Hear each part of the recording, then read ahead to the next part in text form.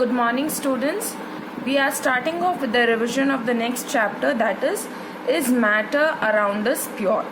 Now, matter can be broadly categorized into pure substance and mixture.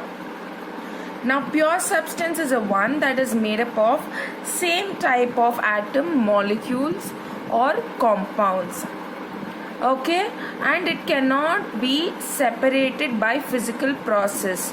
Chemical process is the one by means of which it can be separated. Example of a physical process would be hand picking. So pure substances cannot be broken down by means of hand picking. Example, water molecule. Water is a pure substance. If we need to separate them, we need to supply electricity, and this is a chemical process. So remember that. Now mixture, it can be separated physically. Under pure substance, again it is broadly categorized into elements and compounds. And under elements we have metals, non-metals and metalloids. Mixtures, we have homogeneous mixture and heterogeneous mixture. Example for homogeneous mixture would be salt dissolved in water. It is uniformly distributed. Salt is uniformly distributed, and we cannot demarcate salt and water. It just forms one layer. Heterogeneous mixture, it is non-uniformly distributed. Sand dissolved in water. Pure substance consists of a single type of a particle. In other words, a substance is pure in single form of matter, cannot be separated by physical process. Again, homogeneous mixture, it has uniform composition.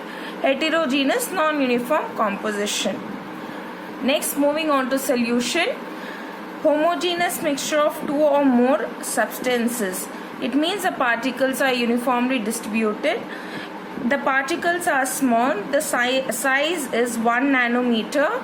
That is nothing but 10 to the power of minus 9 meter. They do not scatter beam of light. Solution is stable. It means the solute do not get collected at the bottom. Sugar dissolved in water, salt dissolved in water is an example of a solution. Students, remember what is a stable solution when there is no residue that gets collected. Now, certain terminologies. Tincture of iodine means iodine is dissolved in alcohol. Solid solution, example of solid solution would be alloys. It is made up of two or more metals or metals and a non-metal. Example of gaseous solution would be air. Air is a mixture of gases. Saturated solution means no more solute can be dissolved in a solution at a given temperature. So you add solute to a solvent, it won't be dissolved. That is saturated solution. Solubility means amount of the solute present in saturated solution. How much of solute is present in a saturated solution is nothing but its solubility. Now, ways to express the concentration of the solution. Hopefully you remember these three formulas, and we have worked out the problems also. Please go through the video, the previous video where I have explained you with the problem. These are the three formulas.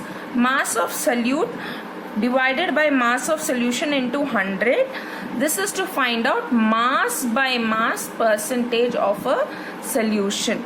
Next, mass by volume percentage of a solution. Mass of solute divided by volume of solution into 100. Volume by volume percentage of a solution.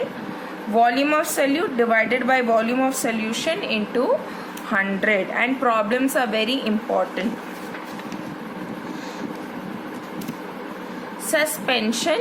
It is a heterogeneous mixture. It means the particles are not uniformly distributed.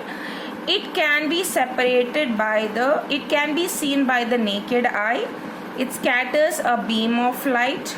It is unstable. It means residue does settle down. Colloid, again it's a heterogeneous mixture, but it cannot be seen by naked eye. The particles cannot be seen by naked eye. It can scatter a beam of light. It is stable and it can be separated. Particles cannot be separated by a process known as centrifugation. Here, based on the density, different particles get separated. Hopefully this is clear to you. I put forth in a very simple form.